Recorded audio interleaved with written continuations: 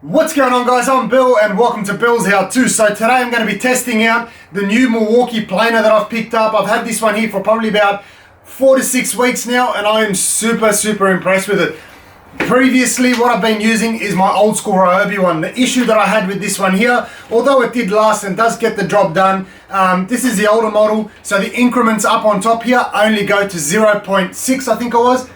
0.4. So 0.4 millimeters is the maximum depth cut that I can get on this planer here, and it is a little bit narrow. The newer one that Ryobi's come out with does have the wider deck on the bottom, and it also goes down to 1.6 millimeters. However, I still need to do multiple passes in order to complete the job, especially at the 0.4 mark.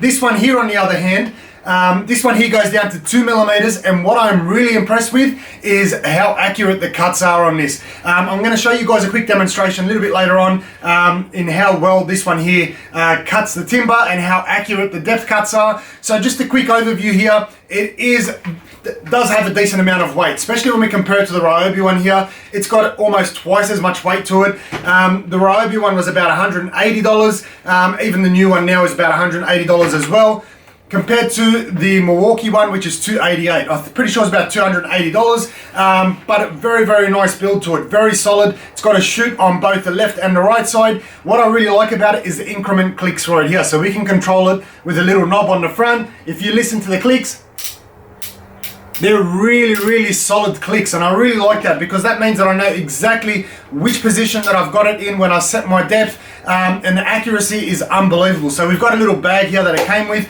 Ryobi had a bag as well, but I've lost it somewhere. So this one here only used to come out on the one side. This one here, we can shoot it off. It's got a little switch on the top where I can angle that off either to the left or to the right. So this little bag sits on top here and collects the majority of that dust. Like I said, it does have a bit of weight to it. The one thing that I really don't like about this, and a lot of Milwaukee tools seem to have it, I'm pretty sure it's just an upgraded feature with regards to the trigger. If you haven't listened to how solid the trigger click is, it's a little bit heavy to press on the finger, but I mean, it's not the end of the world. I'm just used to really light trigger, especially when you compare it to the drill or even my old Ryobi. You can barely hear that trigger. Hopefully that's because this one here is an old one and this one here is still a brand new trigger on it, and it might actually get softer over time, but one way to find out. So with this one here, uses the regular batteries. We've got my 5 amp hour battery ready to go. It is fairly quiet, and what I found is it has a lot of grunt. Now with regards to the specs, the planers don't have much specs. They're both brushless motors, brushed motors. They haven't come out with a brushless edition of these, and I don't think we really need it, to be honest. It's got a lot of power to it, and if you listen,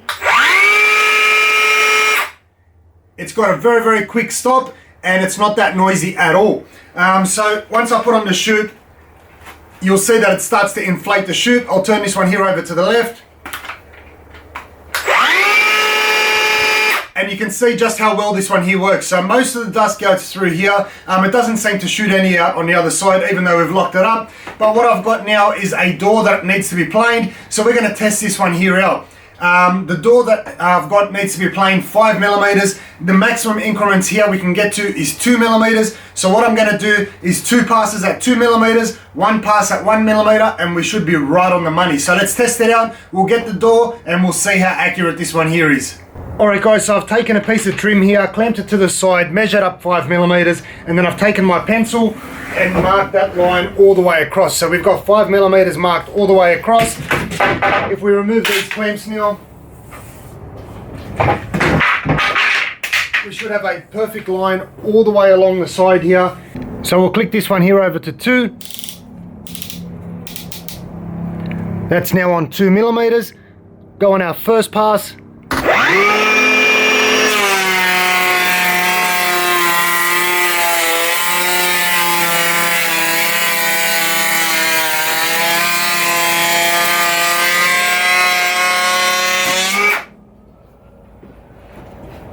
Second pass at 2 millimeters.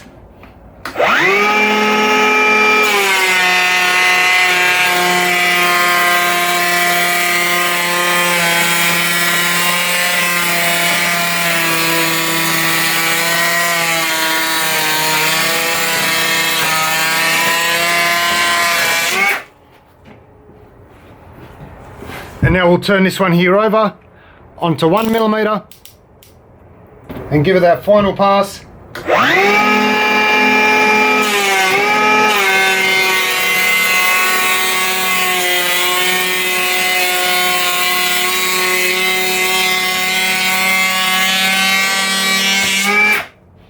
And if we have a look at our finished product, you can see we're literally right up against that pencil line. We've barely got anything left there. We can only just see a little bit of it.